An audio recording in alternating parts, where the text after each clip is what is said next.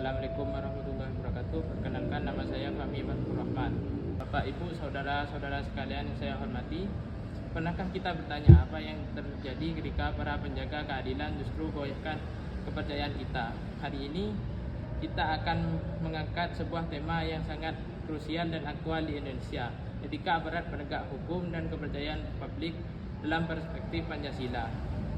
Isu ini semakin mengemuka di tengah sorotan publik yang tajam terhadap berbagai kasus, mulai dari dugaan penyalahgunaan wewenang, praktik korupsi di lembaga penegak hukum, hingga kesan penegak hukum yang tebang pilih. Intinya ada sebuah krisis kepercayaan yang sedang menggerus fondasi negara kita. Lantas apa kaitannya dengan Pancasila? Kaitannya sangat erat. Mari kita bedah bagaimana etika yang tergelincir ini sesungguhnya adalah bentuk pengkhianatan terhadap nilai-nilai luhur bangsa. Sila pertama, ketuhanan yang Maha Esa. Setiap aparat penegak hukum dalam menjalankan tugasnya seharusnya dilandasi oleh kesadaran spiritual, moral, keimanan, bukan sekedar ritual, tetapi kompas yang mengarahkan pada kebenaran dan kejujuran. Ketika seorang aparat terlibat suap atau menyalahgunakan kekuasaan, ia telah melupakan bahwa ada kekuatan yang lebih tinggi yang akan mempertanggungjawabkan perbuatannya. Ia melemparkan nafsu dunia atas keadilan ilahi. Sila kedua, kemanusiaan yang adil dan beradab. Ini adalah inti dari penegakan hukum. Adil berarti tidak pandang bulu, beradab berarti menghormati harkat dan martabat setiap manusia, bahkan mereka yang diduga sebagai tersangka sekalipun. Praktik main hakim sendiri, kekerasan yang tidak proporsional adalah bentuk diskriminasi terhadap rakyat kecil, adalah bentuk pengkhianatan terhadap kemanusiaan. Hukum harus menjadi pelindung, bukan alat untuk menindas.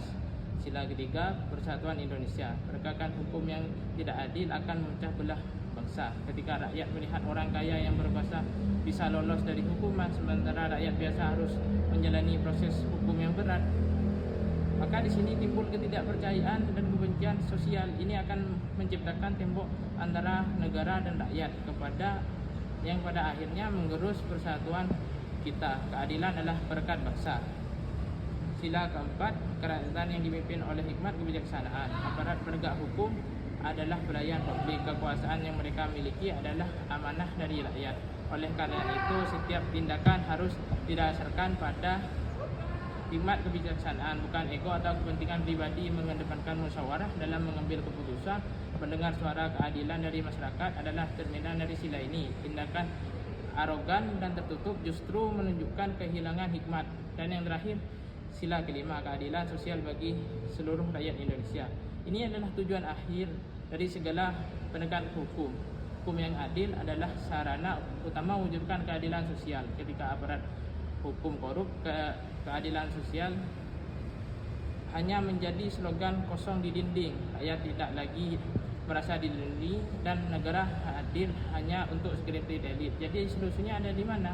Kembali ke Pancasila. Kita butuh rekulturalisasi dan internalisasi nilai-nilai Pancasila secara serius, dan setiap lembaga penegak hukum bukan hanya pelatihan teknis tetapi sistem pengawas yang tegas dan independen yang memastikan setiap penyelenggara etika proses tanpa pandang bulu. Kepercayaan publik adalah modal utama sebagai sebuah negara hukum. Tanpa kepercayaan penegak hukum hanyalah kekuatan tanpa legitimasi.